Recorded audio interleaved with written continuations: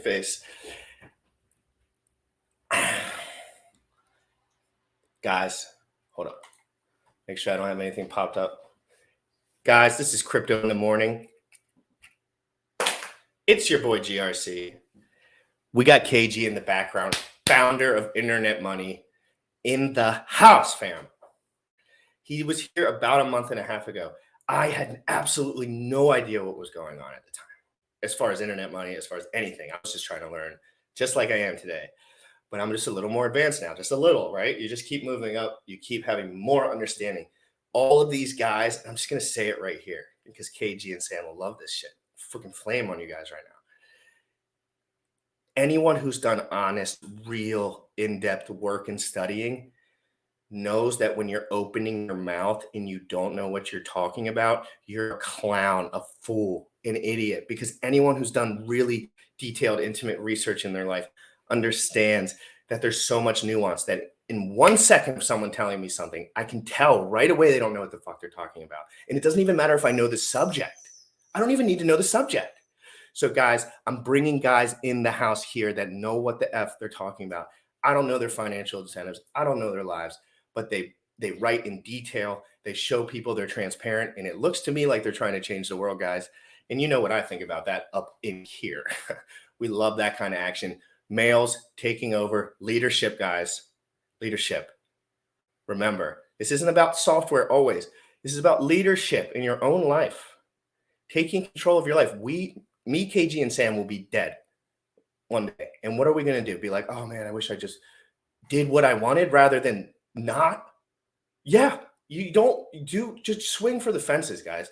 You have to, because if you're anything like me, if you don't really feel this conviction and you just want to not be like me, that's fine. But if you feel anything like me, we got to push forward. This is it, guys. We got lots of value here in the Hex Pulse RH community. Internet Money's coming in hot. Guys, new wallet in design right now. I mean, new wallet in, I guess, development would be the proper term. I'm going to poke at his brain and see what comes out, guys. I'll see you in 2 minutes and 2 seconds. Young folks, you tripping on them motherfucker. With your heart. With your heart. Bought my Hex from the fucking start. Point one every day we mark. Bought my Hex from the fucking start. Sacrificing all this bread like I'm Richard Hart. Got paid on big payday and I had a hair restart. Now I'm checking on my pulse just to check my heart. Bought my Hex from the fucking start. Sacrificing all this bread like I'm Richard Hart. Got paid on big payday and I had a hair restart. Now I'm checking on my pulse just to check my heart. Checking my MetaMask moving. Look at the Hex, here's mooning. Looking at wives they be choosing.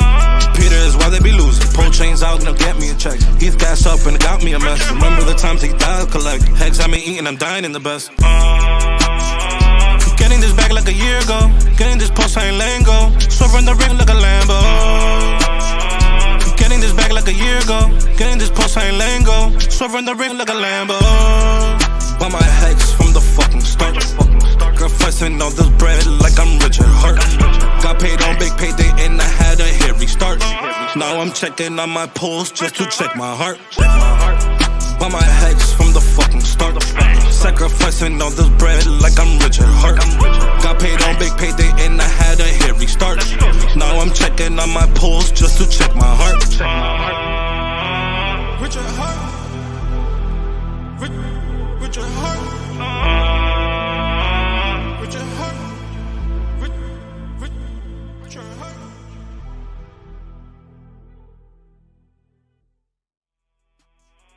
Getting this back like a year ago. Yo, what's good? How you feeling this morning? Dude, I'm doing amazing. It has been an awesome morning. I hadn't been doing any meditation or very little meditation over this past week. And I started back up this morning, just very lightly. I didn't do much this Your week. audio is perfect. You don't have to talk into the mic. And I started back up this morning. Does this bother you a little bit? Does this bother you a little bit? No, but I'm doing amazing. I was doing some prep for the debt video. there's different types of debt even in crypto, as we talked about. So that's exciting. Thinking about those and the different risk profiles that each different types of debt brings to the table. So I was doing some research on that this morning, got some stuff down at the house. How was your time with your friends last night? It was okay. I enjoyed seeing everyone during the day, but once it got late and people were drinking and just standing there, I just did not want to be there anymore at all. And I left immediately. So basically what happened is, like, when I go out with my friends, I like to like go to like whatever event or dinner they're going to, and then we go to the bar, I drink like one beer and I just get an Uber and leave. And then they get all started because it's like value decrease starts right now. Like, I'm out every time. So guys, let's invite KG on. We got a lot to talk about.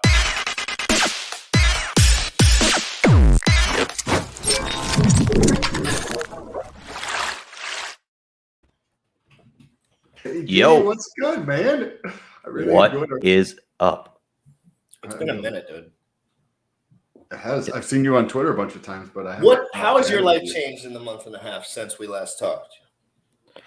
Well, I mean, the biggest one, I know we'll get a little more into it, but we officially started development on the wallet, and that has been a very surreal experience. Wow. You know, as a kid growing up, part of my dreaming was always to, everyone wants to create an app to some, well, I mean, not everyone, but I've always wanted to create an app. And what more perfect app to create than an app that's going to revolutionize finance? Can you talk about what is that like? Because you're building a team, I would assume. So for everyone, okay, let's start. Let me do my whole show host thing. Hold on. I forgot we're not just chit-chatting. Guys, this is my boy KG. He's the founder of Internet Money. At some point they had a sacrifice phase, but I believe that's over at this point. If you want to participate in any way, you look them up. They're actually giving a free airdrop if you're on the Binance Smart Chain, interacting with what they're using right there. That's kind of how they're pushing over. And it's a great method, in my opinion. Not a bad method at all. It's pretty cool, pretty revolutionary too. So Internet Money, it's a token. If you want to look into it, go to KG, go to Internet Money on Twitter. They got the links in there. There's a test net, I'm pretty sure. I haven't played around with it yet. That was what I was going to do this morning, but I had drinks last night and I didn't know how to do that. So, but I want to talk. So that's where we're at, guys. KG is an absolute alpha male. His brain works very well. So tell us, you got this wallet going. Was this something you decided before you started the protocol that you were going to be involved with? Or is it something that it was more just like in the middle, you were like, this is necessary. There's value here. We need this. So the wallet itself was an evolution of our ideals. We started Internet Money because we wanted to create, and we're working, it's an agile process, so to speak. You build towards it. We want to create a form of truly decentralized cash where whales don't control the system, where people are able to transact peer-to-peer, and they can do it on a fast network like Pulse Chain. And we realized, hey, to really capitalize, so to speak, on our on the digital cash, we have to have the means by which to store and the tools to transact with that cash. So the wallet was the next logical step in that. Was, well, if I give you $100 bill, you got to have somewhere to put it. Got to have, places to spend it. So what is that like, building a team out for that and like getting started on that process? Right? Like, I don't know anything about coding or where it even start, but it sounds like it would be a ton of fun to actually go through and put together a team and, build this idea in our mind and flesh it out to actually be like, hey, let's have these, let's go through that process. Can you talk about that? What's that like? Because that is something I plan on doing in the future as well. Sure. Up front, it's very overwhelming because it's like, where do you start? It's you set your ship to sail and you're like, yeah, we're going somewhere.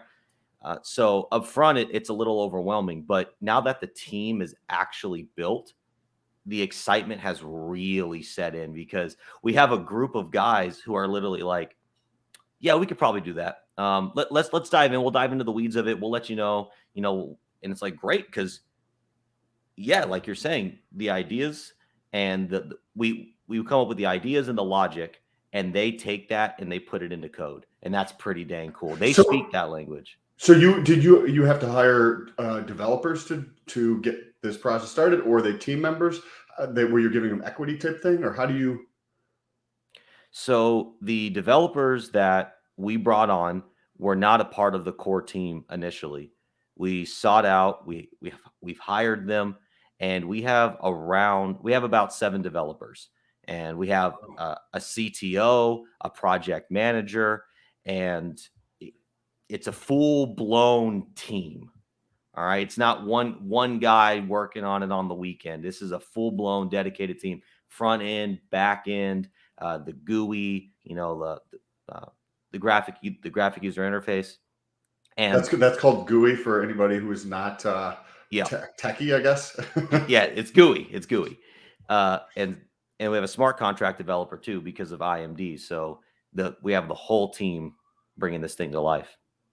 That's exciting. Okay, It's cool. cool. So how do you do that? You just be like, okay, the 3 of us, we're going to create a project, and I'm clearly not the tech person on this, and maybe you are. So I'm like, hey, I have this idea for this token to get rid of stable coins, right?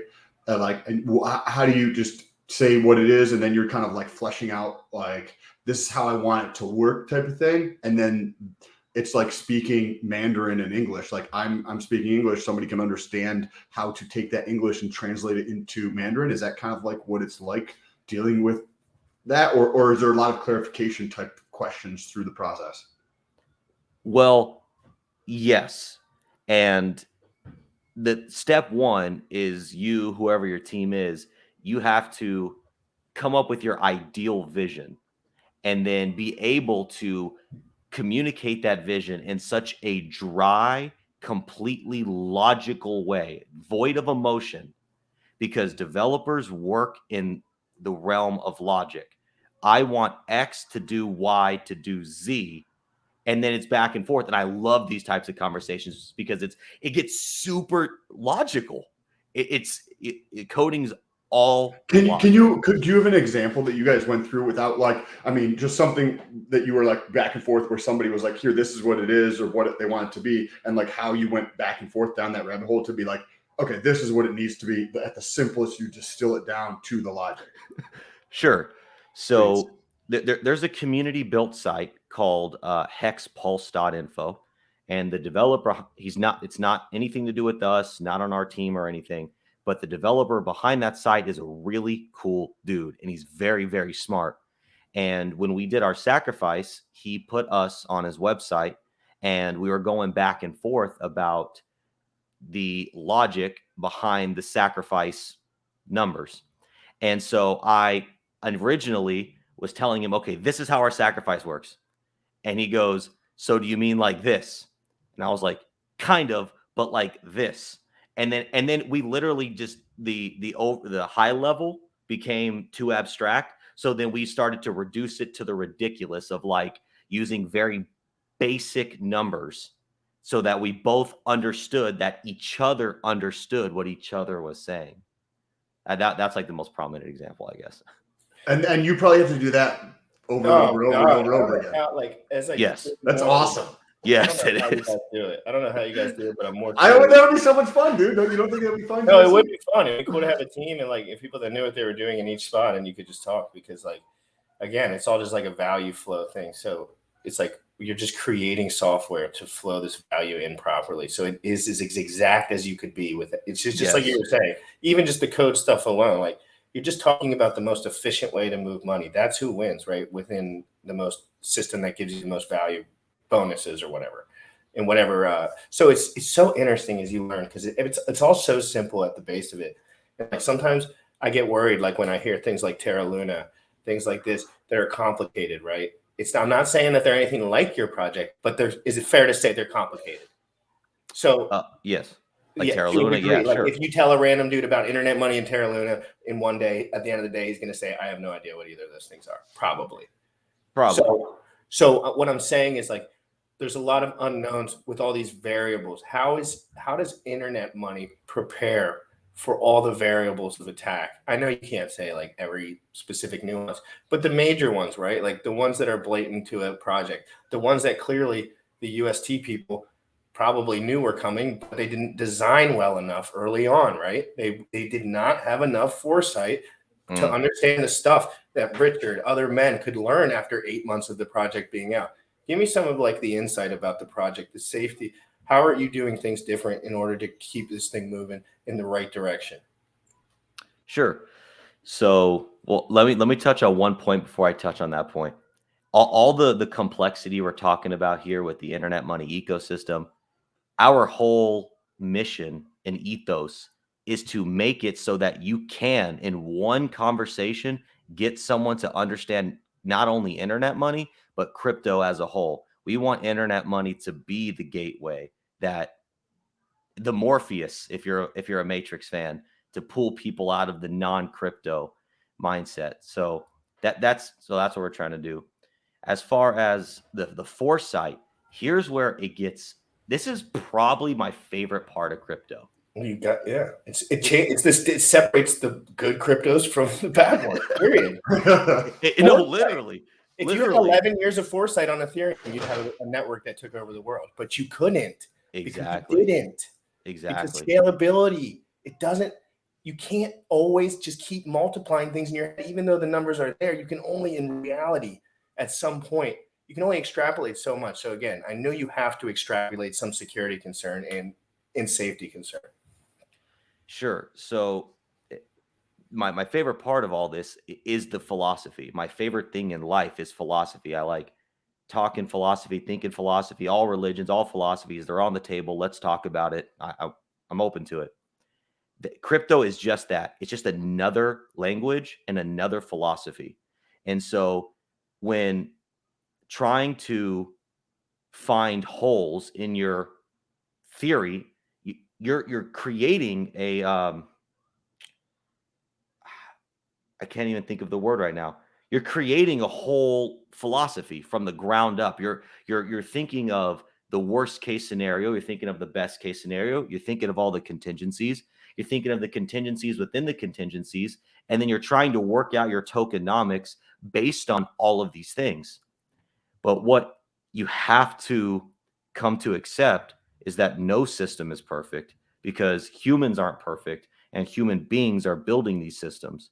So the best you can do is get a group of incredible human beings to try to cover as many holes as you can and save yourself like things in the reserve. Yeah. So that way you can win, because you have to accept situations are going to manifest that you didn't foresee.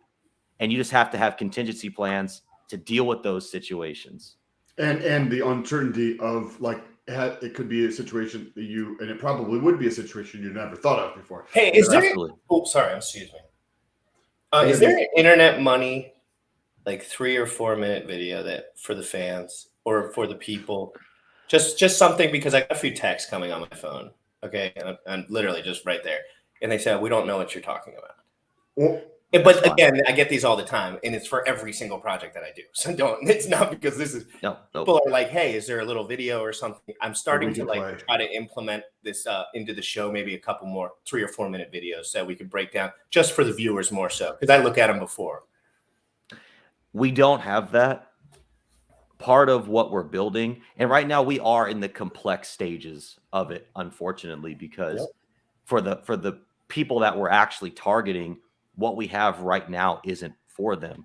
But part of what we want to build is, yes, those 3 to 4 minute videos, 2 minute videos, just clean, modern, explanatory, palatable by everybody. Can you do, because there's going to be people on here who have never heard of you before and never heard of internet money and never heard of the wallet and how everything's going to work. Can you do like a several minute or whatever, however long it takes you to get through? It can be as simple. It doesn't have to. You don't have to get into the grimy stuff. Just throw it like you would if you were pitching. Because this will give them context. People who don't. Yeah, we just want context here. Of course. So one of my favorite ways to explain it is this. All this complexity in crypto, regardless of what crypto you're interacting with, It's all one thing. It's money on the internet. Okay? That's why internet money is the simplest, most just palatable name. It's internet money. That's step one. Okay. Step two, our first crypto, titled internet money, is just a way for people to pay for goods and services with money on the internet. It's a simple code, nothing crazy, no crazy features you have to understand. You can buy it, you can sell it, you can trade it, you can send it. One day we hope that you'll be able to buy hamburgers with it. One day we hope that you'll be able to buy shoes with it, pay your car bill with it. That's the long-term vision. Okay, that's internet money.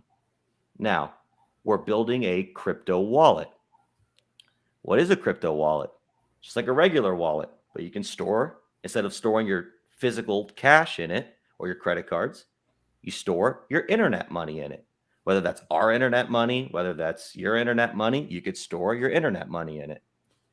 And we hope to have, not we hope, we're building towards having technology and tools within the wallet that not only make it easier for everyone to understand crypto, but make it easier for everybody to interact with their crypto, their internet money. And that's pretty much the high level overview of what we also have another coin, but for internet money in the wallet really is. So basically, and I'll break this down in you want to create a pull down browser with a wallet connected to a dApp that is the interface for internet money, which connects with the blockchain. Which connects with Pulse Chain, and I think Pulse Chain, right? It doesn't exist yet, so it's hard to say but in the future, if you extrapolate it out, that's what it's going to look like, right? You're just going to have a pull down browser, a beautiful internet money front end, and you're just going to be using the blockchain if you love that project through that project. Sure, and that's actually one level of it. Another level of it is we're going to have an Android and iOS app, and the users are going to be able to download the app, and it's going to be called, as of right now, the name we're going with is Internet Money Wallet, because, let's go.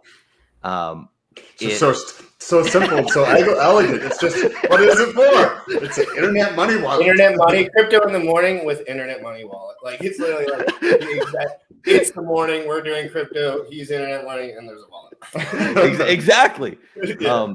So when the process is going to be, you download the wallet, and there's going to be a little education on what is a seed phrase, how to safely store your seed phrase, all that. And then we're still working out the exact mechanics, but users that download the wallet are going to be airdropped free Pulse, the native token on Pulse Chain, and free internet money, our first token. So just by downloading an app, somebody is already onboarded into crypto, and we've given them the means by which to interact in the crypto space. No connecting to Coinbase, no verifying your identity, no having to swap from this to that. You download an app, which mostly everybody on the face of this planet knows how to do. I don't care if you're 6 or 600, and you have crypto, you're ready to roll. Or in a hut or in a mansion, because I go to Nicaragua for a few weeks out of the year, and they all live on the beach in huts, and they all have cell phones. Well, okay, perfect. They live in beach huts, and they just have a bed and a hut and a surfboard, and they have cell phones, and they interact with me on Instagram all the time. Perfect. So isn't that crazy? Isn't that wild? Yes. Do you think the app with the people on your team, because if you look at other parts of the world, everybody's just like, all three of us are using computers, right? But in a lot of parts of the world, this is the only thing they have. And this is going to be the only way they interact with the internet 97% of the time. Yep. And that's why the app is necessary. It has to be there. So, yeah. And for regardless of where you are in the world, or regardless of your crypto knowledge, whether you're the most inexperienced or the most experienced, we are going to make it a clean, easy, simple experience. That's it. What would make it clean and easy relative to, say, what a lot of people use as MetaMask, right? How would it? What would be different between MetaMask and like? And obviously, you're so early, you don't know. But like, what's the idea that you're like, hey, we don't like this about MetaMask because it doesn't seem simple or intuitive or whatever. Let's make it even better for the user experience. Sure. Well, first of all, MetaMask doesn't give you free money. That's big thing number one. Second of all, look, I'm not going to knock MetaMask completely, right? They do a few things well. The custom RPC settings, you gotta love that about MetaMask. What So, can you? Yeah, I'm sorry. we're What is newbies. that? Yeah. sure. Okay. Sorry. Not non-tech people here. Okay. So when you're using MetaMask, you have the ability to connect to other blockchains because there are several blockchains in the crypto space. And though, in order to connect to those blockchains, the blanket term in the industry is RPC settings. That's the same for StreamYard.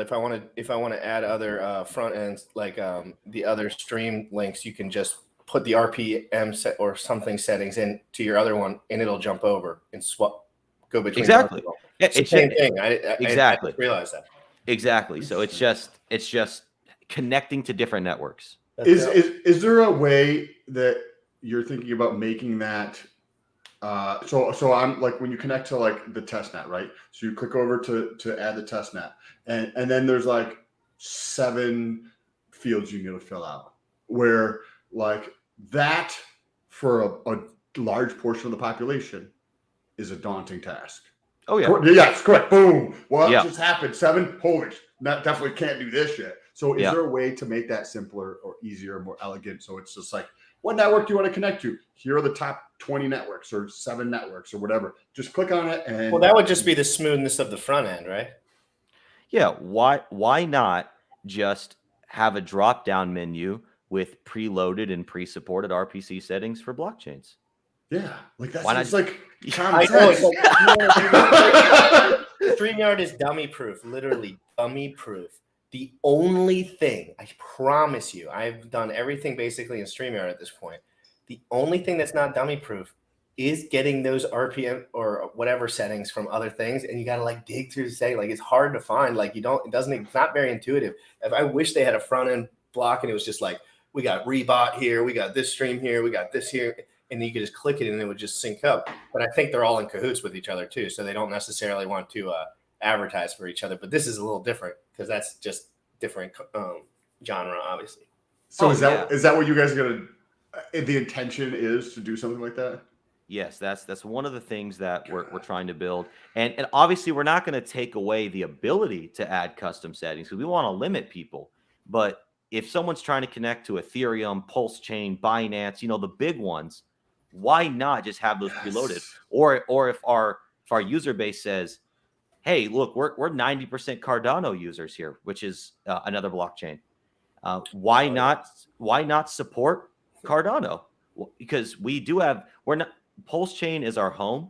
Pulse Chain is where we're starting, but we have aspirations to support as many chains as possible because we're trying to give people the means by which to transact where they want to transact.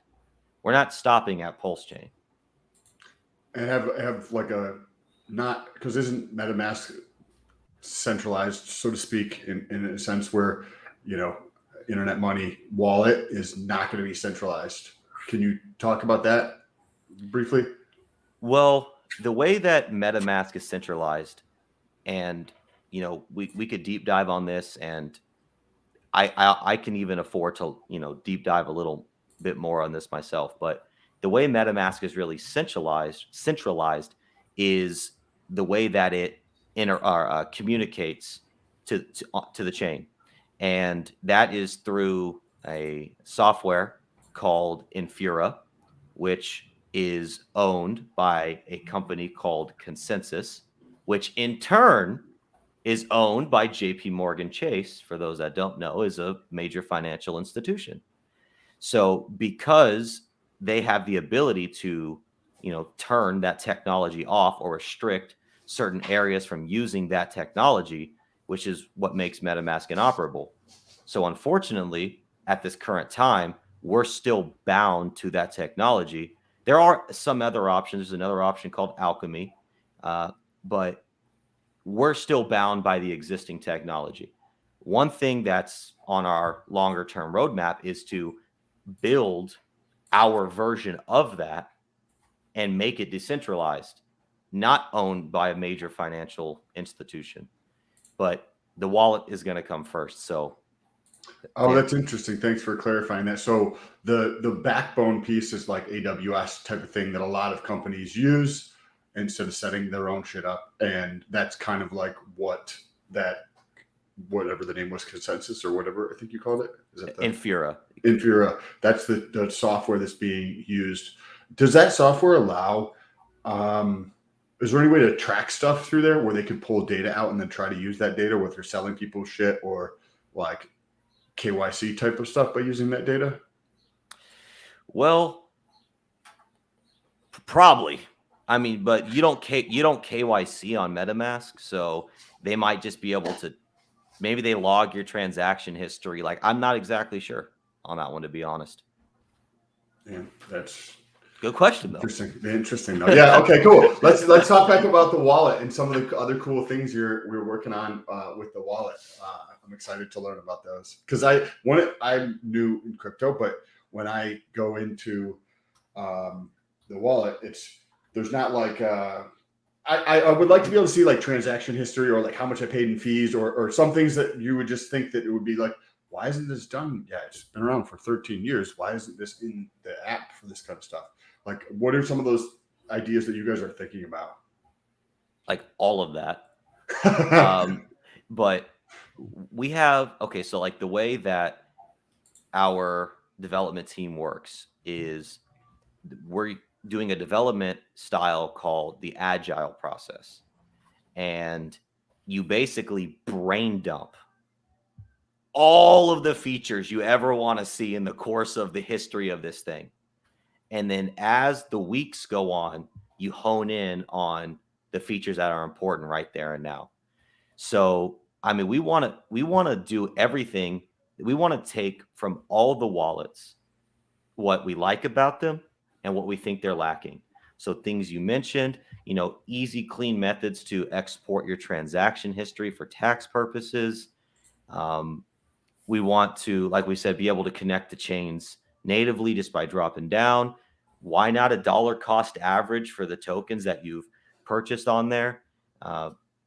Just all types. I mean, there's a lot of things, but just how does that iterative process work, right? So you're like, hey, we've checked out 47 different wallets, and we also have these other features about real quick before he answers that question.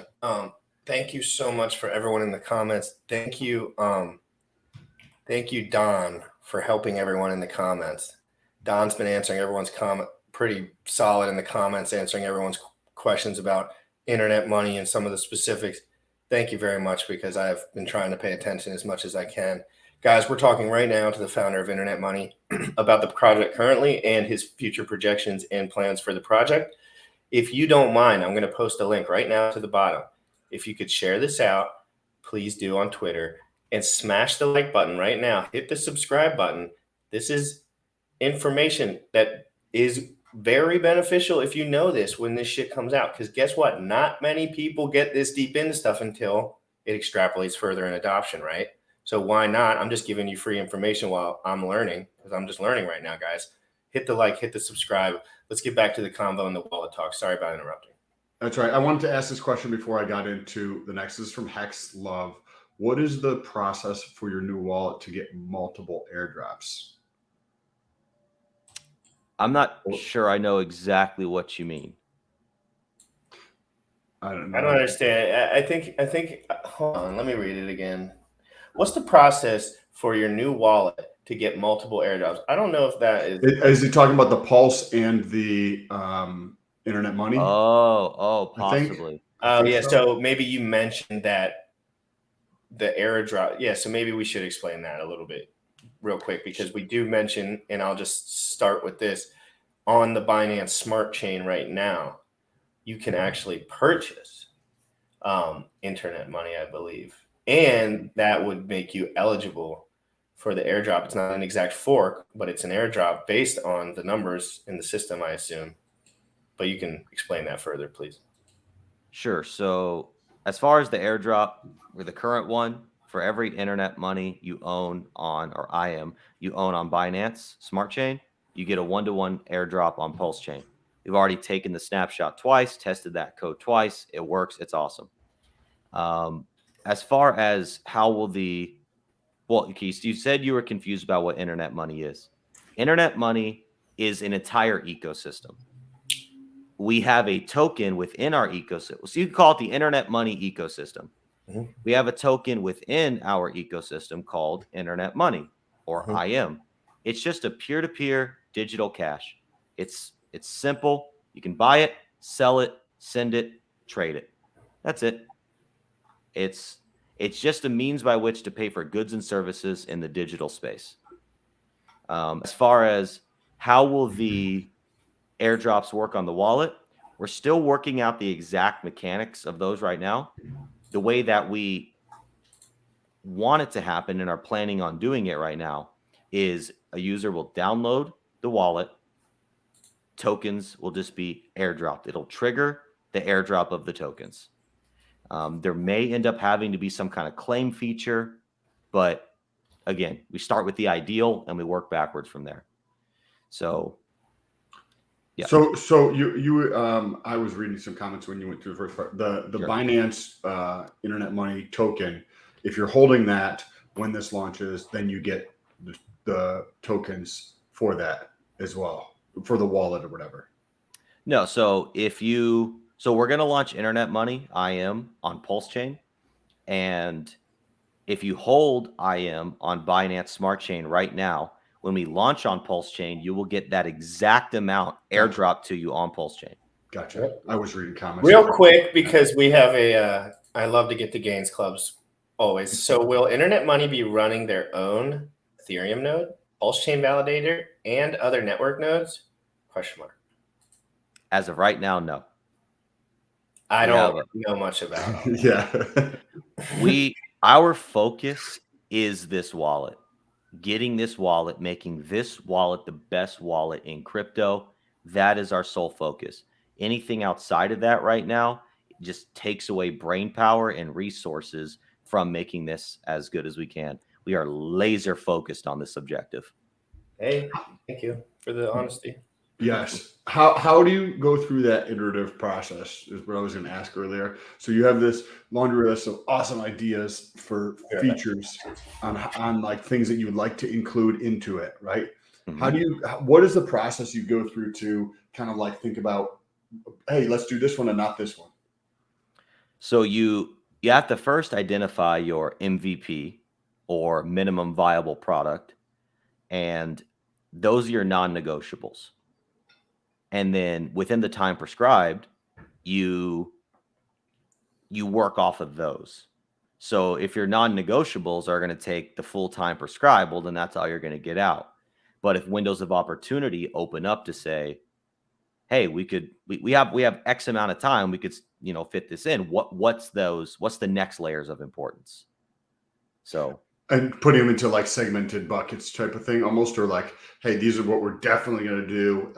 And then, the next layer that you might like to actually see if there's opportunity there, or these several things. Do you have a time frame of like when mentally you're thinking about launching? Because obviously we know you can come into issues and things can come up and life can come up. Is there an estimate or an idea in your mind of like, hey, we're thinking about potentially this time frame? Yeah. So we've actually been given a development or a quote by our development team that we should have version 1 of the wallet mainnet live working 8 months. Dope. Wow, that's a lot longer than I was expecting. But I'm sure there's a lot of work involved. But mentally, I was just like, I didn't have any framework to like base this off of. So 8 months in my mind is like longer than I was expecting mentally. Yeah, we're going through right. It may actually be. I mean, it's less than that now, because when we officially made the announcements, it was 8 months. But we're going through what's called the discovery phase right now, which is the first step of the development process, at least in our case. And this is where you curate the vision, curate the roadmap, and you develop your game plan when you start clacking the keys, so to speak. Is there some, like, who's kind of like running the show, so to speak? Because when I've worked in teams, it seems to be best when there's like somebody that helps or has done it before, or a third party that says like, hey, I'm going to come in for a couple of days and help through the process of like, this is what we're going to work through. Or how are you guys doing that exactly? Is there somebody running the ship, or is it more so everybody's just on the same exact page and it makes it way easier? Or like, how, you know what I mean? Because there's different issues that might come up where people butt heads, and not necessarily, but it's a possibility, right? At this point, it's exciting, everybody's new and all that kind of stuff. So that might not be the case, but as you move along, certain things, you know, can be entrenched, or there's a status quo that people kind of set themselves into. How do you guys approach that? So, actually, Jim Rat Crypto shouted out Don in the comments. Don is actually the co-founder of the project, and something a lot of people don't know is actually my father. So it's a Dope. So it's a father-son thing going on, and so we're the leader, the helms of the ship, and so everything ultimately defaults back to us for final approval. Now, if our development team says, hey, you're trying to shove a triangle through a circle, it like literally doesn't work, it can't be done, well, then okay, we trust these guys because they're the professionals. So really, the overall, like, we have a good synergy in our group. I mean, yes, maybe you call it the honeymoon phase, I don't know, but it's just like we've already kind of encountered awkward scenarios. I'm not going to go into it because it's just, whatever, but awkward scenarios. And we all communicated incredibly, came to a consensus, and are still moving forward. Now, are you talking about in particular those two developers that it seemed like had to separate from your team for whatever reason? No. I just saw that because on the Telegram. Jim, you probably missed it right before you walked in. Don, who we just shouted out. Mm-hmm. KG, can you tell him who Don is? Who's Don? So you shouted out Don. He is the co-founder of the project, but he's also my father. I was gonna say, I knew. Dude. I was like, why does this guy know everything right now? Like they don't understand. 5 seconds. Let me just say this. Hold on. Let me just say this. As a father, man, that's awesome, dude. That is awesome. Yeah, it's cool. And I hope, also can come to be trouble. We all know. But, in this industry, you guys probably are a little bit more, this is more creative, right? Like, you guys didn't have to do this. Oh, we've gotten into each other. No, of course, but I mean, this isn't like you and your dad. Like, hey, Sonny, we got to. Hey, do you want to share anything embarrassing about your dad while you're here and he can't respond? Oh, you know what? No, I'm gonna let him have a good day. That's I'm gonna let him have a good day. I thought of something, but it would just, I'm gonna let him have a good day. I'm gonna let him have a good day. Thanks, Don, for all you do. Don't worry, guys. This has been absolutely incredible. It's only been 40 minutes. We got a lot more to talk about. We covered a lot about internet money, guys. And at the end of the day, if you want to research internet money, it's pretty clear cut. You can go to the Telegram. You can go in there. There's lots of information there. We'll post that below real quick. And you can probably DM KG. He'll probably get to you at some point. Like, if you have a real question, like a real actual question that has because he's willing to answer real actual questions. And, for all the S that people get about starting these projects, which I think is ridiculous. You guys are really showing your faces and answering questions, which is like, what else can you really do, right? Like, you could hide and even answer questions from a non-face, like face-to-face way. But at the end of the day, you knew that this would probably be the best way to do it, is if you were talking in person with people. And that's what I like. You were thinking about that. You didn't have to talk to everyone, probably. Like, I'm sure there's many projects that people don't but the sacrifice is over. This is your pride and joy. And that's what I want people to understand. Like, when there's creative energy flowing and it's not by necessity, right? I'm going to assume this was not the only way you could put bread on the table. You know what I mean? Like, let's be honest. You could have, this is not a completely, like, this is creative in sense, right? You could do 1.5 million things to make money probably, but you want to do something that will change something and move something forward. And you feel like you have the ability with your team to make that happen. And come on, if people that are hating on that, they need to literally be like, nah, they're just not thinking really. Well, I will say that, so I have a wife and 2 children, and my wife is very supportive with just bless her. She's so supportive. I gave up a real estate business that I've been running for 5 years to pursue this. And I put it all on the line for internet money. Well, So that's what you got to do. That's how stuff is born. You know, that's how Crypto in the Morning was born too. Whether or not it's totally different things, but I was just like, my time is more valuable at this moment in time right here rather than right there. And I want to do everything I can to do that.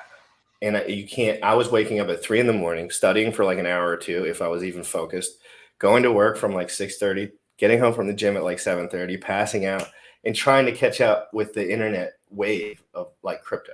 And it was just like, dude, you can't there's sleep. airdrops. I'm missing. I don't know what a T-share is. I'm like, what is going on? Like, everyone's getting rich and all the people I'm talking to are getting poor. And I was just like, I need to jump ship now.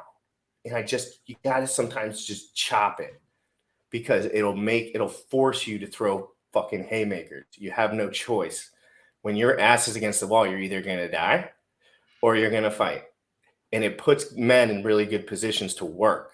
It's a work incentive. You can almost you can almost like create an environment to actually push yourself by putting your ass on the wall. It doesn't necessarily mean like all your money's gone, but like quit your job, man. Just cut the cord. And of course, if your kids and family are involved, you would have to have that conversation over many days and months. But you know what I mean? Like, he knows his potential and he knew it wouldn't be unleashed.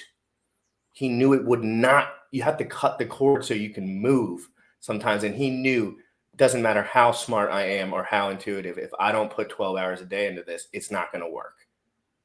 You probably knew that intuitively. Oh yeah, like, but the thing is, everything you just said, yes, preach, bro.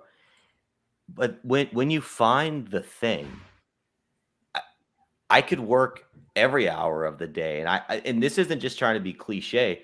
I literally don't feel like I'm working, and that's not because I'm not working. I am. I've worked more hours on this than I ever have anything else in my entire life. But it's literally so enjoyable that, like, I'm just in the shower. Like, okay, we're gonna come out with the new announcement soon. I can't tell you yet because it's premature. But literally, I was in the shower, struck by inspiration. I got out. I was like, Don, you're never gonna guess what I just thought about. He was hyped. It was amazing because I can't stop thinking about it. I'm thinking about it all day, every day, and it's like, it's amazing. I don't know if I've ever felt like this before. Yes, dude, you're feeling what men were meant to feel in their lives. Men are meant to feel that way, but we're told that it's not that way, right? Like, a lot of people probably told you to stop when your instincts were telling you to run and go do something else. They would probably say, hold on a second, you're thinking not clear, but really you were thinking more clear than ever. You were just trying to break out of whatever mental holds you had left. And you probably had to isolate yourself a little. Like, when I made the jump, I just stopped talking to everyone for like months, like, because I was like, everyone doesn't know what I'm going through right here. Like, exactly. This isn't what they're going through. This is me. They're like, you're going to run out of money. I'm like, I tell them the numbers. I'm like, I'm not going to run out of money. They're like, okay. But like, they're still like, you need a job. And I'm like, but why? But why? Exactly. But I'm like, but why? Why do I need the job? Like, and they're just like, because you do, because if you don't, then I'm like, what happens? And they're like, it's just, and you're like, I'm richer than you. And they're just like, yeah, you're doing it wrong. And then they realize after time, it's like they were sold a bag of lies, and they can either decide to grab that and move forward with it and just take the L, have a great family and move forward, whatever. Or if you're a man and you want to make a difference, not every person has to want to make a difference. Like, there's many people, lots of girls don't like dating me because I want to make a difference. Trust me. Sure. I'm like locked into my computer 24/7. I want to study more than I want to breathe. I like, you know what I mean? Like, I have to go to a party for a graduation party for a family member after this. And I'm just thinking like, and I love all these people. You know, it's crazy. I just want to work. I'm like, ugh. I hear you on that. Like, I was actually at my sister's graduation last night, and I'm just like, in a way, I feel sort of disconnected because,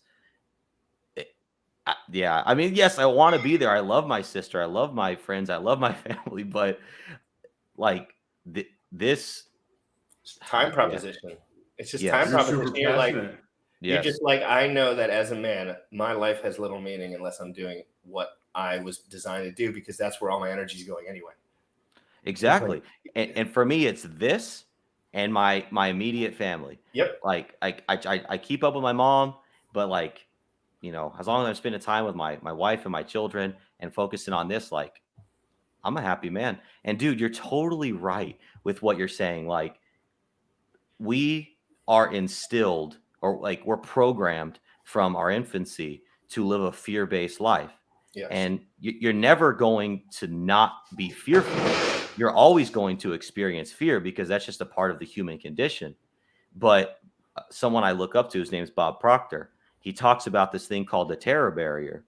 And we approach the terror barrier on all the time. And the terror barrier does two things to you.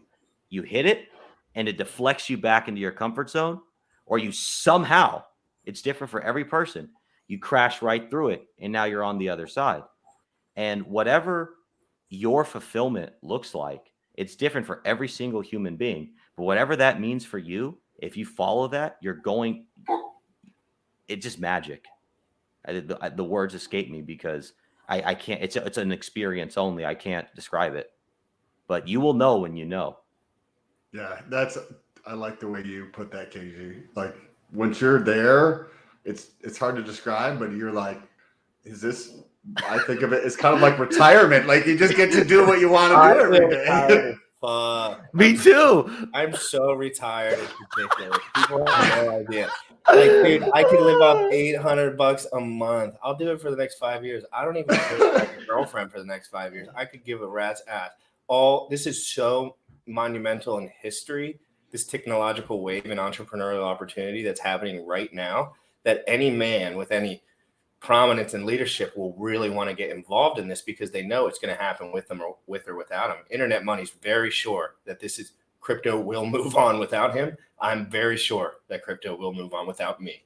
Yes. So I would like to be on the road so I can invent and I can think on my feet. I can be ahead of the curve because my whole life I was told the last leg of the information. I was the last guy on the telephone list, right? Like it was like the government, the schools, my family, the doctors, and me. And then take the pills, young man. And I was just like, Yeah.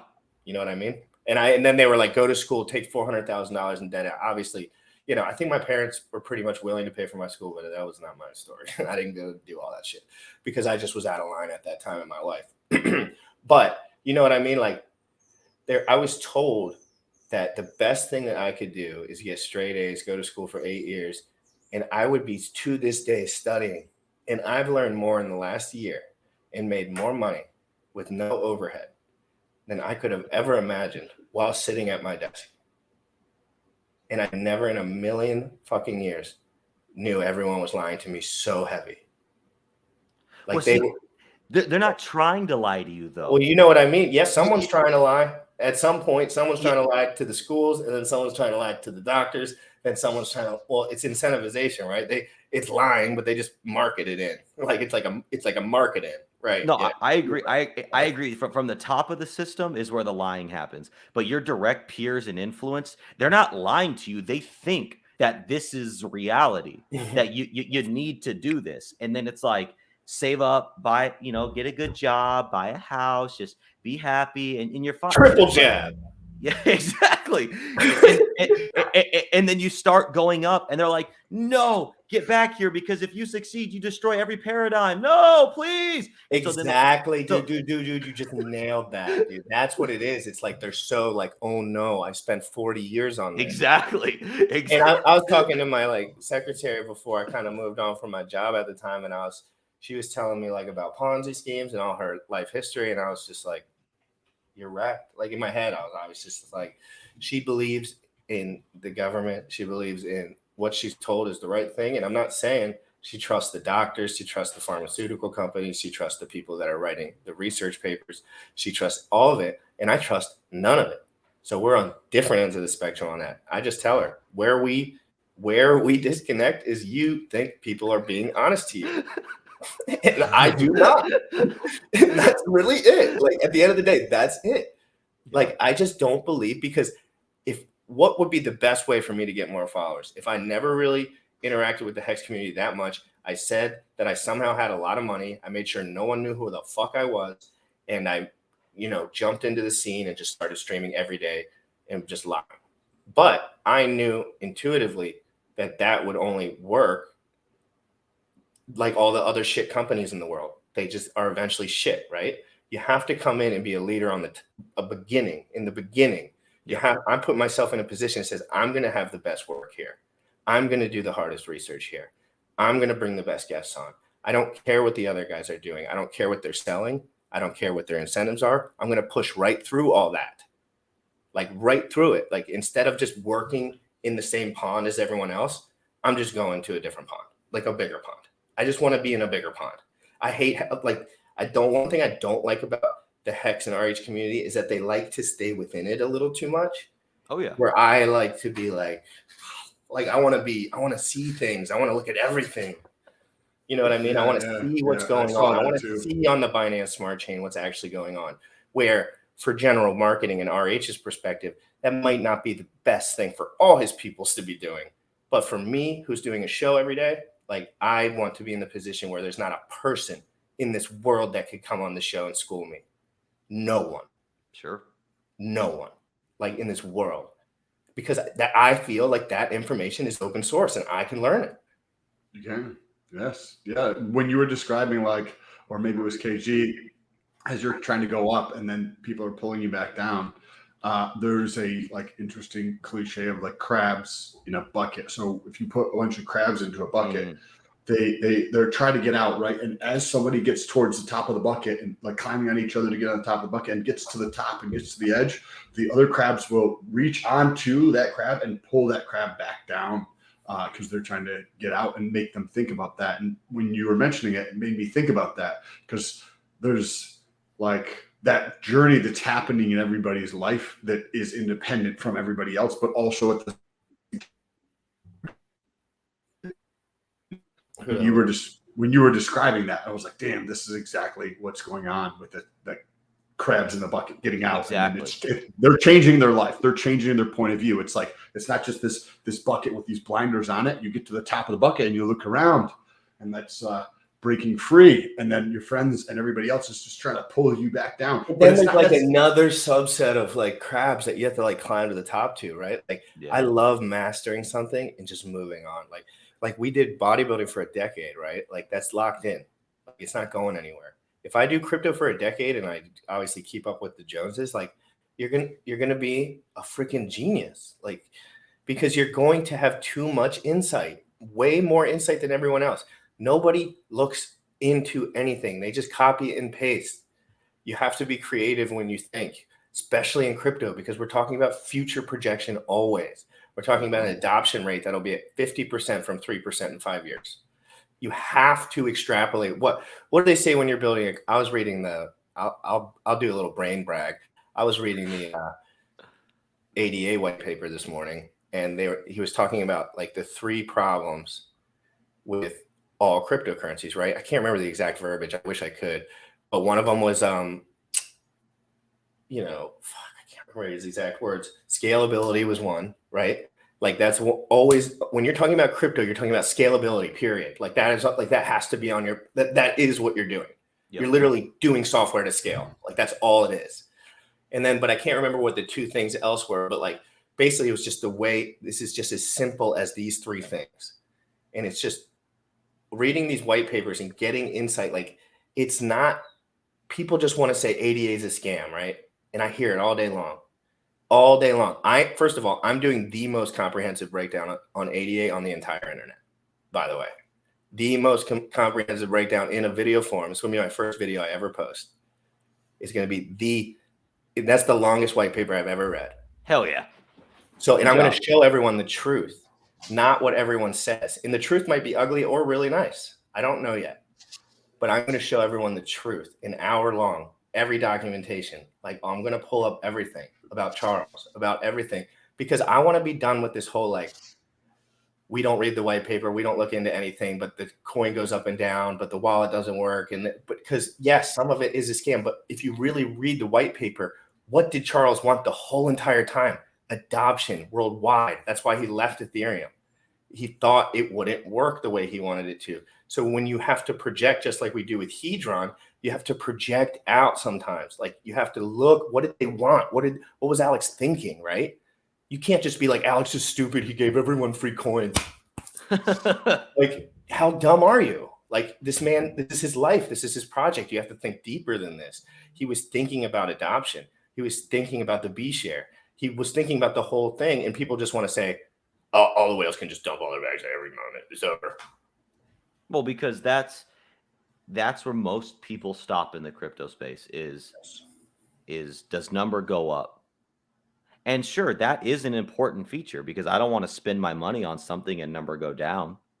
But if you know who is behind it, you know who they are as a person, you see the philosophy and the ethos of the project, it's beautiful. It's literally, I can't think of the freaking word right now, but it's like creating a thought movement or something. Like, each project represents a thought movement. I mean, or it should, right? I mean, but it's like a mental virus. And the quicker and stronger the mental virus is, and that virus is a representation of the idea.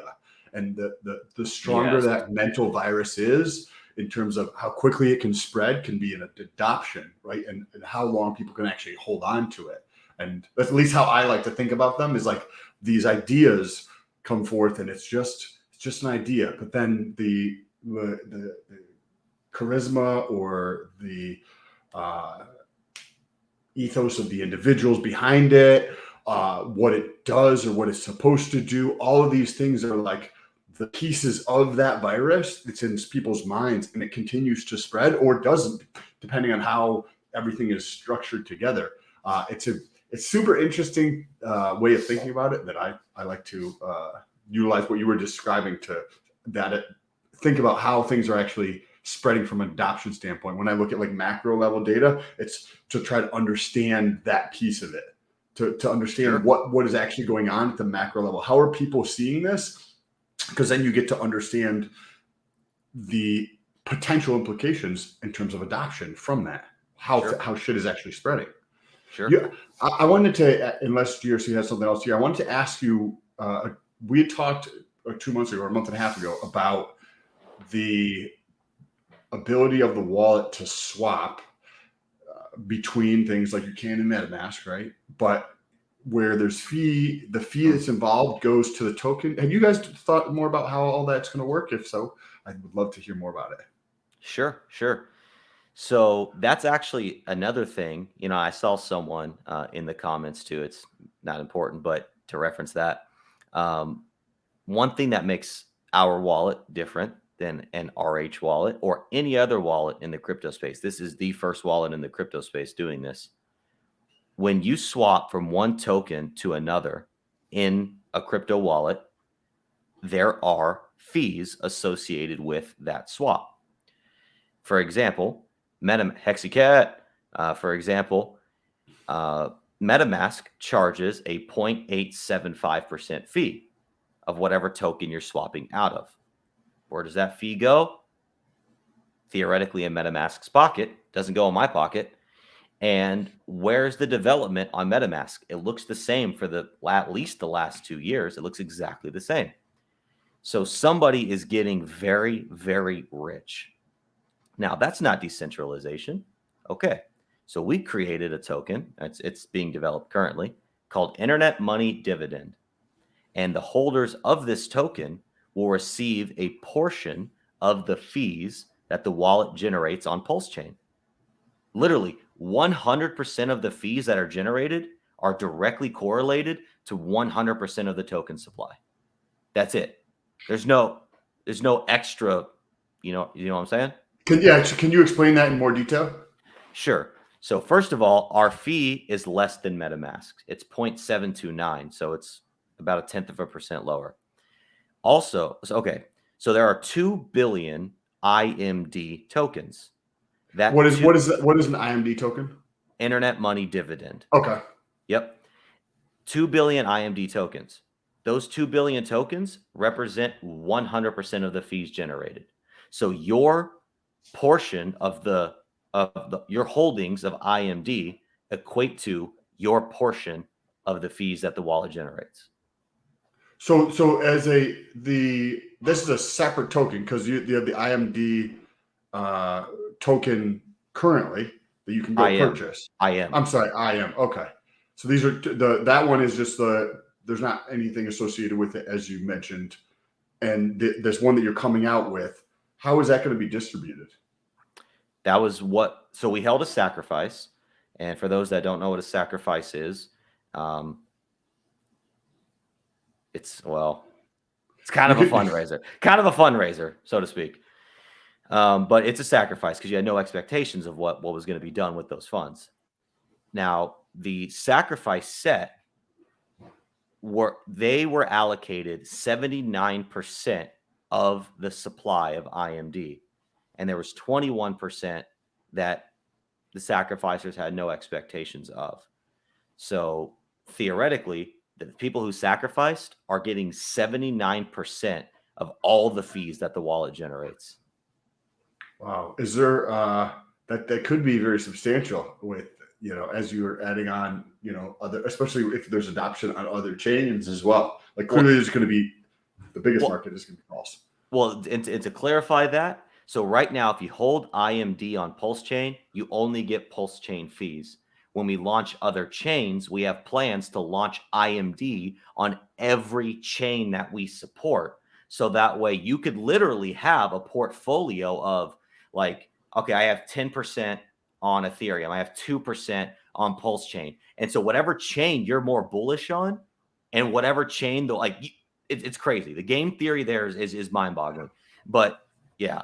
So what are how are the fees like so on Uniswap, right? If you're on Uniswap and you're swapping, say, from USDC to Hex, you pay the fee in USDC.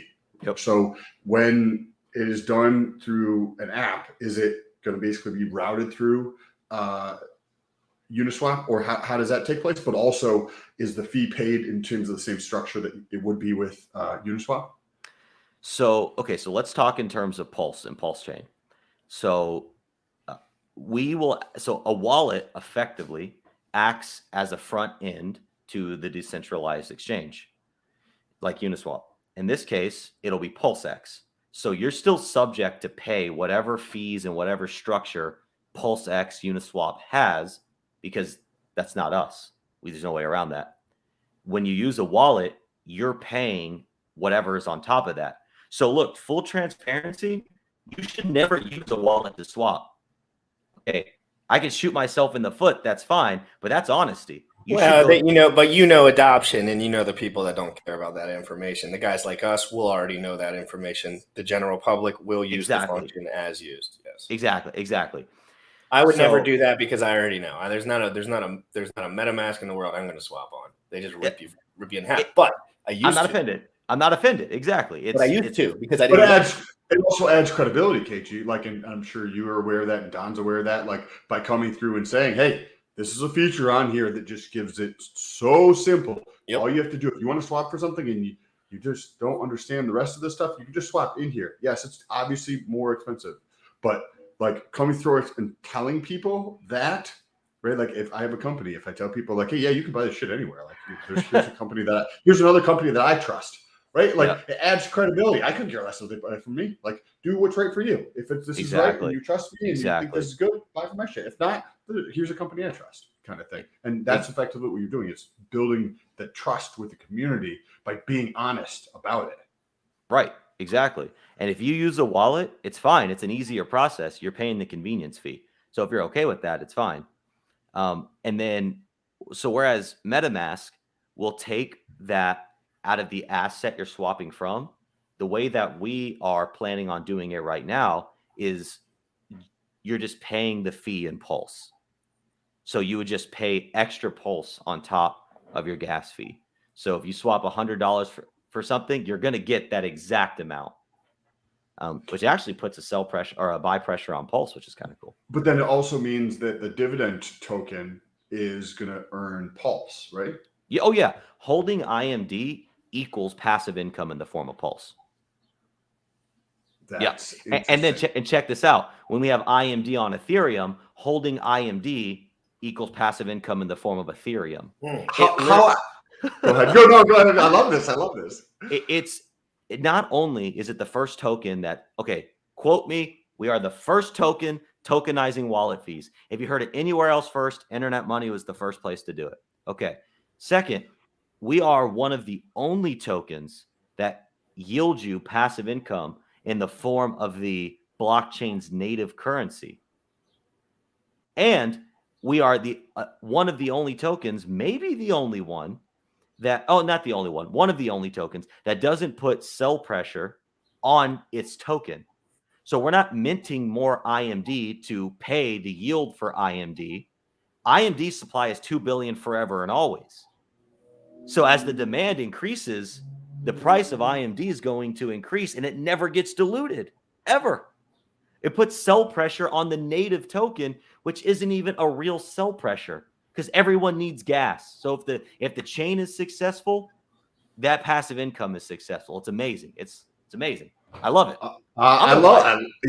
This is I'm like hearing your excitement and your passion behind it, and it's contagious. I love it, and I'm like, oh, this sounds like a super interesting, thing that I might want to hold some of. And I'm like, I wonder how much of that will actually be on the DEXs to purchase, because I mean, it's like if people get into crypto, right, for a bunch of different reasons, but like one of them is to make money, right? And then if you think about like how you could build a passive or relatively passive or very passive, depending on how you do it, in crypto that supplies, how much money that you want to live on a monthly basis, this could be a portion of that to just generate those fees. I love that. So how are you going to do the distribution, or have you got there for the other networks? So the way that we are planning this now is you will be able to claim the Pulse that you've earned by holding. Oh, this is another beautiful thing. You don't have to stake IMD. You just hold it. So even if you're not holding IMD in our wallet, if you're holding it in MetaMask or whatever wallet supports Pulse, you still earn your Pulse. How do you get the Pulse? Okay. So this is how we're planning it right now. The fees are going to incur in the wallet. Those fees are going to end up in a pool, but maybe a smart contract. That pool is going to know that this wallet that holds this IMD is entitled to claim X amount of Pulse from the pool. And that balance updates every day. Here's the beautiful thing. This is where the foresight comes in. You're like, so you could claim as frequently as every day. What happens if you go to prison? Why should you lose your passive income? You want to claim it in 15 years? Go for it. It's going to sit in that pool until you claim it. And even if you sell your IMD and you don't want the tax implication, it's going to remain in that pool. That pool knows that your wallet address earned that Pulse, and it will sit in there till you claim it. You won't get more, but it'll sit in there. KG, have you guys thought? I'm sure you've thought about this. So there's going to be a boatload of people who, probably not a boatload of people, there's going to be some percentage of the people who buy this token who don't understand the token, and they're going to buy it and sell it. And that means I could buy something that already has a reward attached to it. No. Because when they sell it, you don't get the initial share reward. No, you don't. The rewards that have been earned stay with the wallet address. So you're saying that what do you do about as they sell and they lose their benefits, only the people remaining get what's the rest of the pool? No. So what's earned up to day 16, and then I sell at day 16, day 0 through day 16 stays with my wallet. I sold it, so from 17 on goes to the new person. But Exactly. there's gonna be people who never claim. Have you considered the pool is just going to grow over time then? Yeah, so we have thought about this, and we're still working through the mechanics, but we're kind of thinking, okay, well, maybe we're just a protocol that removes native currency out of circulation, because we can't technically say, oh, you have maybe at that point we would have to put some time limit, like maybe after 50 years or whatever. But we want the person that doesn't want to claim it for years to be able to do that. So theoretically, right now the solution is, hey, you're welcome. We just took some out of circulation. That's cool. Okay, so that's just fascinating. I love this. Okay, so Ethereum, you're probably going to launch there next, I would assume, after this goes through. Ethereum or Binance? Okay, what is the distribution for those tokens on those networks? Before you answer that question, guys, go ahead and smash the like, smash the biceps in the chat. But make sure, make sure you smash the likes and the biceps in the chat for KG, guys. Yes. Let's go. Definitely. So, okay. Be right back. I gotta pee. Okay, so go ahead. How do you guys put, and obviously I know things can change. This is not like 100%, but where are you at thinking wise on how the distribution on say Binance might take place? We will probably do another sacrifice. We may or may not do the same 79%, but where it gets a little interesting. Okay, so let me just confuse the cojones off of everybody here. There is another token called CIMD, which is literally certificate IMD. Okay, that's going to exist on Pulse Chain. Basically, our goal is to release it in the first 48 hours. It's going to be there early on. It's already ready to go. It is holders of the CIMD token so those are going to be dropped to the sacrifice set. They will be airdropped their IMD at the time that IMD launches. So it gives a layer of game theory, because if you want to sell your sacrifice position, you would sell your CIMD and you wouldn't get your IMD when it launches. So you could sell or acquire a greater position before the wallet ever comes into play. And now here's the beauty. So the reason I bring that up, we may airdrop on when future chains come into play, we may airdrop holders of the CIMD token a portion of the new IMD, giving our third token a speculative utility forever. That okay, so the first token, the one's on Binance. The second token would be the certificate one, which converts basically. Is that under my understanding correctly? That CIMT converts to the dividend token. Doesn't necessarily convert, but by holding the certificate, you get airdropped the IMD. Does the certificate token go away, or do you just sell it, or how does that work? See, you hold it, and we're thinking of ways to give it value, and one of those ways is that'd be a great set to airdrop new IMD to. So maybe a portion of the new IMD supply will go to CIMD holders. Maybe a portion could be for sacrifice. There's just a lot of things we can do. I hope you guys have massive success with this, because this is awesome. What is it? How do you see the roadmap for development? Like you just mentioned, MetaMask. We probably all have MetaMask who are watching. The 92 people, probably most of them have MetaMask. And I'm new, but you said for the last 2 years there hasn't been development, or the perception is there hasn't been a great amount of development with MetaMask. So how do you see this roadmap taking place? Because as crypto continues to evolve, as more adoption happens in the macro crypto space, there's going to be other features that people are going to want, and people's preferences on shit is going to change and evolve as more and more people get on there. So how do you see that taking place going forward from a development standpoint? So say this comes out in 6 months, whatever it is, time frame, 9 months or something, whatever. How do you see that going forward from that standpoint to add new features to it? Sure. So we are working towards our MVP, our minimum viable product. And that's version 1. So in version 1, you're not going to see a lot of these crazy features, right? In development, the advice that we've been given by not only our developers, but just by building up to this point, developers we've talked to, is release in stages. So we want to get a functioning wallet that performs the basic wallet tasks, maybe a cool little, ooh, that's exciting, and has integration with IMD. Once that is out, once that has been battle tested, we will start to release update packages like enhanced security packages, multilingual packages, this feature, that feature. They'll just continue to come out. If we get feedback and say, oh, the interface could be a little, more user friendly here, we'll do a user interface update. We'll continue to build and refine until we're the best product on the market. And then we won't even stop there, because this is where MetaMask shot itself in the foot. You want to hear a mind-boggling number? MetaMask on a daily basis earns between $95,000 and $550,000 a day in fees. Does their wallet, does their app, does it look like they're putting back $500,000 a day into that app? No, Wow. It looks exactly the same. It looks exactly. So yeah, they might be doing stuff on the back end that we don't know about. I don't want to discredit them, but the point is, it's like you should discredit them. When I got into crypto, the interface was nearly identical. Okay, so there you go. So they're the market leader. They made it.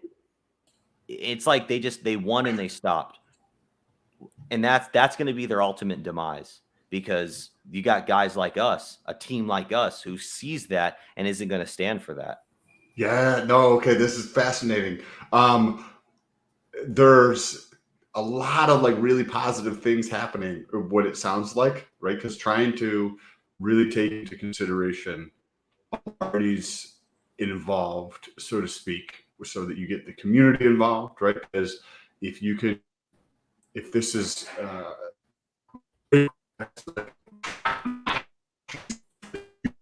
your mic's fixed on. Get your butt out of here.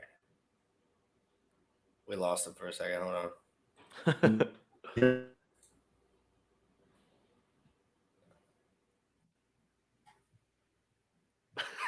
So what? You got any questions about anything? He'll come back on in a second. You just working, man? Yeah, just working, finding the family crypto balance, man. Kids, they're a whole just nether dynamic, man. It's just I can't even explain it. It's an experience. Happy Ketchup. I like your name. I like the simplicity. Yeah, I mean, the simplicity is nice, but it could be nicer. Like, I mean, imagine the best interface imaginable. How dope would that be? It's easy to say like Bitcoin's great, Bitcoin is great, but the 4-hour transaction times are a negative externality. So what doesn't really matter what you say about anything, it's positive. When you're talking crypto and you're talking software and numbers, positive, negative externalities and adoption, and that's it. It's like, what's positive about it? What's negative about it? There's always going to be negatives. I always tell people, what's the biggest negative of Hex? If you had to answer that, KG. Oh, you're gonna put me in that position. Well, you can't even. There's a million answers for it. I have a good one. I'm not the authority on this by any means. Well, it's like I'll answer it. Wait, you said what's a negative externality? What's the biggest? Because every project has positive and negative externalities. In your opinion, obviously Hex has many positive. In your opinion, what's one of the negative externalities of Hex? All right, so it's the whales, and it's the whales that hold so much of the supply. It's actually one of the features that arguably can keep Hex forever wrecked, because they control the T-shares. They can literally stake for 30 days, scrape off $1 million, and they can keep the price suppressed forever. Hey, literally what he's been saying. Hey, dude. Hey, listen, Sam, explain to these people that my brain works fabulously. What have I been saying? And I love Hex. I own Hex. I bought Maxi this morning. I enjoy the product. It's incredible comparatively to most things in the space. And just to underline all of this, general consensus from a group of people that have proven that they are generally good will be generally a positive externality. But what he's saying is the negative possible externality, and I say this all the time, is that you just are, all of us small guys are just end liquidity for the rich guys that are just doing 2-month stakes, while everyone tells us throw your shit 11 years plus, throw your shit 15 years plus. That's not what they exactly tell you. They tell you do whatever you want. But you know what I mean? There's like a 5 marketing. Decent amount of encouragement. Right. So, and then I'm just like, yeah, but guys like Rackham, guys like this, they can just stake every 2 months for the rest of their life. And people are like, but the rate goes down. The rate goes down, but how many billions of dollars do you need before you can nuke something? Cool. And you can't get like if somebody is a whale in Hex, right, and they've got $500 million of Hex, they could take that, or what KG was saying for anybody who didn't understand that, take that portion, stake it out for 1 month, earn $1 million, $2 million, and just dump the $1 million. Like this is what.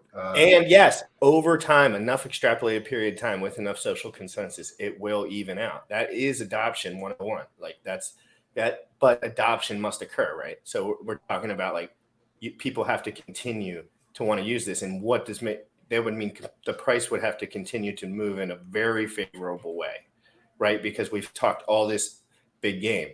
So what did Richard do? Richard probably understood this too, guys. Like Richard's probably a little ahead of me.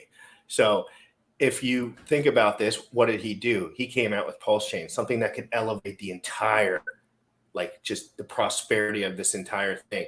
But there still is that negative externality in Hex because you're just doubling the supply and giving it to the same people. It's true, man. And I was thinking about this morning. Keep it real, bro. I'm sorry, guys. I don't play. I'm not a slave to any man in this world. And if people could think they know what I think about and what I care about, but I care about the truth. Yes. Period. It's like, all right, I want to speak more authentically right now, but I'm a little It's scared. hard, dude. I get It's like Hex is political. Because everybody in the community who is, whatever you want to say, right, is like going to come after you if you like this. But they don't come after me because of the way that I come about it, right? Like, because if you just come about it in the right way, you could be political and correct at the same moment, but it's not easy to do. That's why presidents are presidents, because, well, the good ones, you know what I mean? Like people become leaders.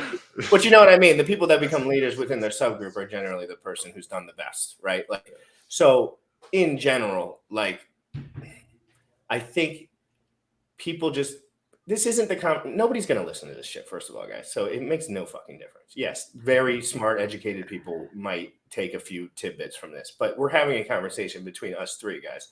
I'm a new dude. I am going to put all my money in my life's work into something. If you don't think I'm going to research it heavily, you're so stupid.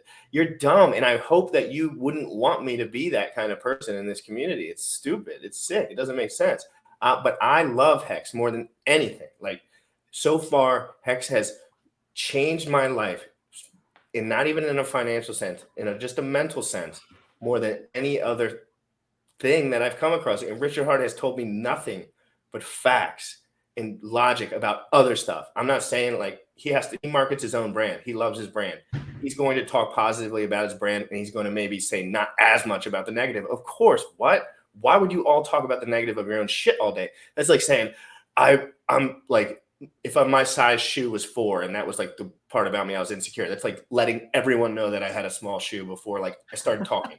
It's like that's the one thing that I don't like. So you know what I mean? Why wouldn't he just but when he's talking about other projects, he just is perfect. He nails it. He crushes when I'm thinking about it, at least the way I like to think about it. He really likes to cut through the fat, because in crypto, let's be honest, there's a lot of holes.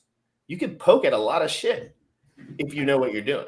Like there's like if you look into Vitalik and everything and the way things goes, there's holes everywhere probably, but people don't want to dig that much. They just want number go up. But we're going into a recession, so this is probably a good conversation now. Well, here's what makes me really sad. So just like you, Hex was one of the things in crypto that was a Morpheus to me. It introduced me to the most intelligent people I know in the crypto space, hands down.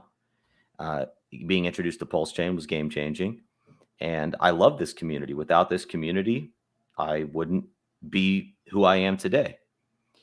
But what it's evolved into, it's gross. What Richard honestly has evolved into is gross. You know the Richard Hart that inspired me the most? Richard Hart in his top hat standing in front of the purple screen with not a single Rolex, not a single nice car. Go back to his early YouTube videos. That was the most inspiring shit I've ever seen Richard say. He was a philosopher, dude. And then now he's sitting on a big ass green Mercedes with big peepee talking about his Red Bull can peepee. While the hex price is desperately suppressed, Richard is buying all of this stuff. You're going to tell me none of that comes from him selling hex? Bullshit. Or are you going to tell me none of that comes from him spending sacrifice money? BS. Because he didn't have that stuff before. Where did it come from? Unless he has some big VC angel investor that's giving him money and say, hey, go market the hell out of this thing. Maybe. But either way, dude, we're onboarding new people. This price is continuing to be suppressed. Richard continues to buy more and more expensive stuff. Dude. Yeah, I mean, at some point, though, like, it's impossible when we're talking about money, right? Let's say, just for example, Richard spent $100 million on whatever the fuck he buys, which I have know nothing about, by the way. I don't know. I've never bought anything over $10,000 in my life. So, but the one thing I understand, I always like to backtrack the person's thinking and then come forward, right? So I like to maybe Richard knew something intuitively, like you were almost mentioning. And guys, this is all speculation. I don't know shit. I'm not a billionaire. I don't know jack fucking shit about being a billionaire. Okay. But I can assume maybe he knew, like, technically the adoption rate or something. Like, he knew, like, this was the best way to just get free attention and have more random ass people just buying hex. Maybe there is like some underlying marketing thing, and for the amount of money that he has potentially. First of all, I don't know if is he just allowed to buy hex? Like, I guess so. I guess anyone can buy hex at all times. I don't know the rules about all that shit, but like, it's his product, so I don't know how that exactly works. But anyway, I'm saying, like, what if he knows a little bit more about marketing long term, and he has a little, like, we're going into a degen society, whether you like it or not, KG, whether I like it or not. I go to the gym, the girls are hiking their pants up, they look 27 and they're 14. Okay. Do you know what I'm saying though? I do. So I'm not bullshitting on that. Like, this is true. Like, I go out there and I like girls and shit, but I'm disgusted almost. I'm like, this is weird. Not that I don't like the visual. I'm like, what the fuck are people doing? Where are their heads at? Why is this occurring? Right? Like, what are they looking at? Because, as you get older, you're just more like looking, right? You're just like, what is going on? But, I'm just saying. That's what KG is saying, though. I'm just saying, like, maybe he knows more about the marketing and extrapolate it into the future, and he kind of can just see that he just has to turn into this polarizing character, and maybe that's the fastest way to mass adoption. I hear you. I hear what you're saying, and look, there's some people saying that's all right. Just saying that. No, I want to amend what, not amend, but add to what I said. Like, look, hex, full disclosure, is my biggest bag of any one crypto. I don't own any more of one crypto than I do of hex. Okay. Outside of my own, but okay. Besides that, Richard, it breaks my heart because I've been watching Richard for over a year, and he's been a mentor to me in a lot of ways. I've talked to Richard. I legitimately like Richard as a human being, and I defend him all the time, but it's like, this person that he's become, it just maybe to me, because I'm just part of his game, maybe I don't see the force. Dude, because I'm saying we're from a different genre, dude. I want to tell you a little bit about my life, KG. Okay. Like, I did not have a real relationship with the internet until 2020, like, at all, other than my phone and just like calling and texting and just using it as the tool that the plebs do. I had never looked into crypto, anything advanced on the internet. I didn't know until I got into this shit. I did not know how to switch links. I was asking Bullish, how do I copy a picture? How do I paste a picture? Seriously, I was like, why is the picture worse on this when I copy it rather than post a link? All this shit I did not know. Okay. Like I was that new to it. So moving forward into this, I was like, just from a different perspective, right? Like my whole life has been driven by ego and validation my entire life. And you see that I'm not like that so much now because I've already experienced it. I don't like it anymore. I don't want to be people to only look at me because I look good to them. It's not as fun as you would imagine in real time. I promise. When you have no real connection with someone who would like to be with you in this fantasy world, but they really would never want an intent to learn about your brain intimately, it's kind of weird in a way, but like I just got over that because I did it so much. So maybe like when you're learning about people's experience moving forward, he's also experiencing new life. He's also learning and growing as a man. He was probably a desk jockey for 30 years. And I don't know that to be certain. I really have no clue. I know he said he traveled, but he said he was a video game guy. So what do I know about video game guys? They don't experience anything and then they come into spaces like this and they're very smart. But I always can catch them because I'm like, you have no real life application. I could tell. I'm not talking about Richard, but in general. So maybe he's just moving into this new experiential thing. And like, he's also a billionaire. Like, let's be real. Like, and maybe the marketing, how much people spend on marketing, KG. Marketing is the biggest industry in the United States of America. To say that somebody's money being allocated to us, because let's be honest, it's marketing, whether it's a part of his personality or not. He's just marketing. Sure. Because marketing is everything in this world. From my perspective, he's trying to take over, and this is the route that he finds the easiest in this way while he takes care of the software. But again, with the negative externalities and Hex, it is something to keep in mind. But again, we're having faith in good players in the society, and that's where the third party risk comes in a little bit. See, and I don't disagree with Richard's marketing strategy being effective in the sense that people are talking about Richard, right? I don't care if you love him or you hate him, you're talking about him. So I'm not arguing the efficacy of him getting into people's brains. Where Richard, look, I'm just one guy's opinion. I don't know everything. People are going to think I'm fudding. People are going to think I hate Hex, whatever. You could be that close-minded if you want. That's fine. Where Richard, he, in my opinion, would stand to pull in more people. Dude, flex away. Tell people you got a big PP. If you do, what a virtue. Hell yeah. But be lovable about it because he calls people stupid. He literally used the R word on stream. Like, you don't use the R word. Yeah, but again, just to come back at that, like, I've said some horrible things on stream probably, and I probably didn't mean any of them just from the way where I'm from. Like, people talk really, really, really disgustingly dirty.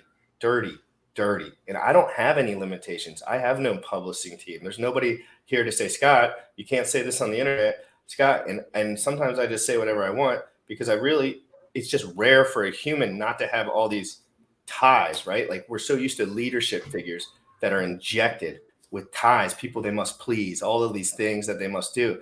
And he's almost like, since this is decentralized, he's like the first true like decentralized guy. And I mean, he's kind of doing whatever he wants. We could certainly say he's doing whatever he wants. That would be that's fair to say. If you take what Richard says at its word, right, and you believe that to be true, then that this is marketing. Then and it appears to be the case. Like, I don't know the fucking dude, right? But it appears to be that he does have the best interest of the ecosystem in place, right? It appears that way. And if that's correct, he has the best interest of the ecosystem in place, wants to really impact the world and grow the whole thing from a marketing standpoint. It's clearly working. Right, you have more people talking about stupid shit that doesn't matter. Some of that bleeds into Hex, like some of that bleeds into Pulse, some of that bleeds into Pulse X, right? And some of that also bleeds into things like what you're working on, because then there's just like that. The funnel at the top expands because of that, whether you agree with it or don't agree with it, right? But it appears from where I'm sitting and my point of view that it is working. Whether I agree with it or don't agree with it, I think it's probably to be in that position and think about things at that, because when you think about marketing, right, you're like, what can you get the biggest bang for the buck in terms of other people talking about you? Because when you create a product or service or whatever it is, if you want to really grow that big, you have to have other people talk about your shit, because marketing is just not going to work. Like you have to have people get on it enough so that they tell other humans about their experience with that thing, right? Whatever that is. And using things that are very like Instagrammable or memeable tends to be very good. So if you're like, okay, I'm going to be spending, $75 million this year to grow my brand. What are some ways that I can do that in a way that is also enjoyable and give me the highest ROI on the $75 million spend? Then, maybe that's testing out different things like purchasing watches and trying to get the community of people who are purchasing luxury watches to understand crypto so that they put money into it, or get more of the voice out there. That's just how I'm thinking about it, because I'm like, oh, that might be a fun project to actually take a look at the data that he has in the background. Whether I agree with the strategy or how he goes about it, it's completely fucking irrelevant in my, like, nobody gives a shit. Who am I to like talk about, right? In the sense, but I'm like, that's probably a cool spot to think about how can I go through and actually create more like other people talking about me, in the sense to like increase the whole thing. And he does that well. And look, I'm finding myself feeling a little regretful because I see all these people tearing into me. So no. There's a couple things I want to address. So someone said, "Oh, KG down on his bags." I've actually been in Hex pre-double-digit pennies. I'm nothing but up on my Hex. I'm not mad at the gains that I've made. Again, this is my biggest bag in crypto. I'm not mad at it. Okay. It's just, it's not the approach you would probably take if you were in that position. And correct. And it's more than just Richard Hart. Like, there are fundamental problems. Oh goodness. There are fundamental problems with Hex. And because they're just, look, I know everyone says the same thing. Immutable code, 100% upside, trustless yield. Yeah, but it's a hyperinflationary token that whales control the majority of the supply. It's a fundamental problem in the tokenomics. It just is. Now, again, I love Hex. This isn't FUD, and please don't take it as FUD, because if I'm FUDing anybody, I'm FUDing myself, and that would be silly. I'm trying to, like, let's be a smarter, more intelligent community when we go out there and interact with people. Let's not tear into people and say the same program jargon that everybody is saying, but you have no actual meat to back that up. I can get into a conversation with someone about Hex, and I can convert them into Hex from a place of being grounded, admitting our shortcomings, and then capitalizing on our virtues. Not just Hex. Hex is the greatest, Richard Big Peepee. Yes. sorry, I keep going back. No. Yes. Hey, freedom of speech, guys, is freedom of speech. Sure. Sam has trained me for years to not see through regulation when I'm like social regulation when I'm learning and I'm thinking. It's important to detach yourself from that. That's an interesting problem to try to think about. Another idea that I'm thinking about a lot over the last 24 hours. You want to say hi to Roof Dog. What's good? Thank you, sir, for the $5 super chat. Amazing. And thanks for always keeping it real here. Yes, that's all we do. Yes, guys, it takes emotional energy to keep it real, but you do got to keep it real, and you do got to talk through stuff, guys. This is how people keep moving forward. This is how what KG was mentioning. We come together and we come up with better solutions and better ways of thinking about them and expand our points of view on things and to continue to grow. KG and GRC. Mm-hmm. So there's a token idea that I have that I think would solve a problem personally related to stable coins, but I don't have a ton of time left. So I don't want to get into that because I think it would be an awesome conversation for an entire show maybe. But how could somebody go through and solve the whale problem? it may not be solvable. I mean, because it just may not be unless the whales continue to sell over time without staking and collecting the yield, which would be a supply redistribution. So it would suppress the price for some time. But if we as a community stayed strong, we could buy up that supply and the wealth would be redistributed. Because another thing too that happened with Hex is and you see this in all projects really, so this isn't a Hex problem, this is a crypto problem. You have tokens minted, then you have a liquidity pool that is based on only a certain amount of the supply, not the full supply, right? No one ever puts the full supply of the crypto into the initial liquidity pool. It just doesn't happen. So what happens is new people come into the system and they put new money into the liquidity pool, and then tokens that were never in the liquidity pool extract value and now put those tokens into real circulation, right? So the ratio of Hex that exists, that has been filtered through a liquidity pool, so to speak, and that has not, is still I don't know the exact number, but the margin is large.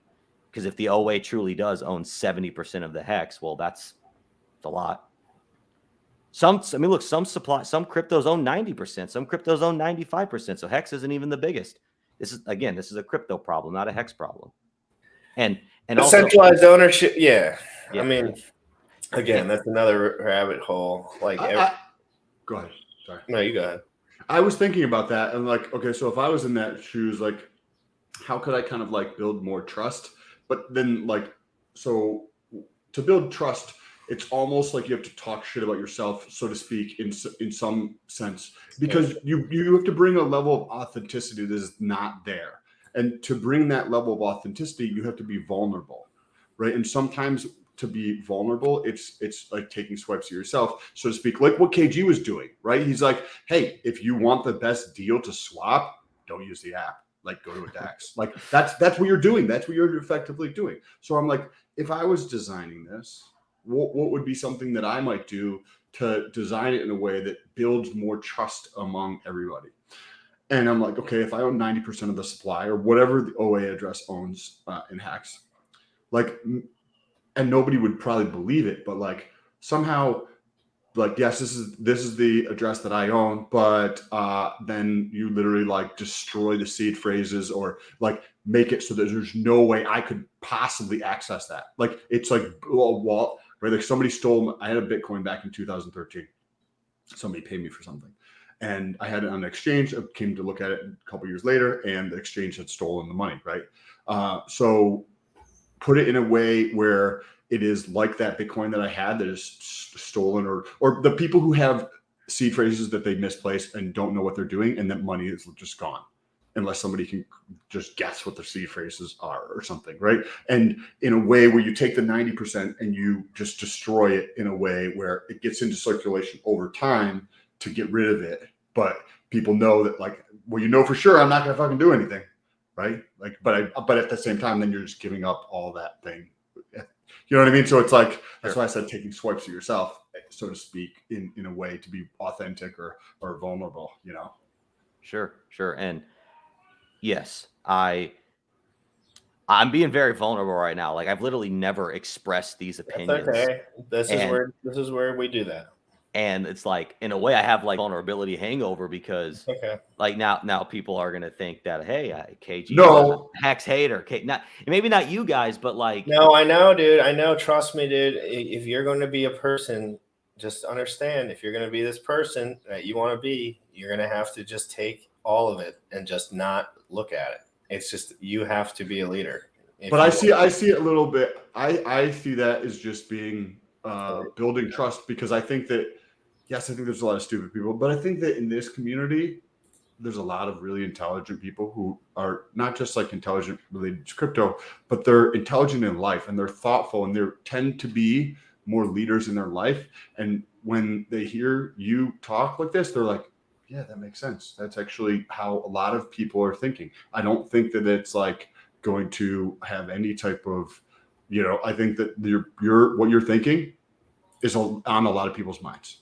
It's not like it's a bad thing or somebody's like, oh, funding this or fuck that. No, not at all. Like what you're saying, what you're literally saying is on like, that's the thing that like a lot of people are not talking about because of that. They're scared of like the community saying some bullshit and just like not thinking before they tweet, right? And this is how we work through stuff like this. It's not how you ruin stuff. This is how you work through stuff. People have these thoughts. I have these thoughts. Everyone that thinks about these things intimately would have these thoughts. That would be natural.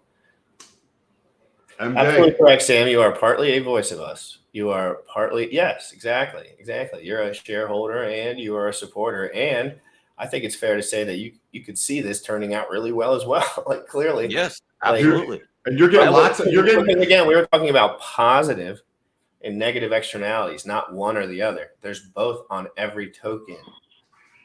And you're getting a lot of support you're getting a lot of support. Yeah, I know. Thank you guys. Like, thank you. Oh my goodness. This is important. I mean, look, you gotta be like this. You have to be like this. Like, I want Hex to win. I even want Richard Hart, like as a man, to win. You know, I mean, him and I aren't best friends, but you know, I consider him a friend, even if that's a friend from a distance. Like, I want him to win. I want him to succeed. He's an awesome dude.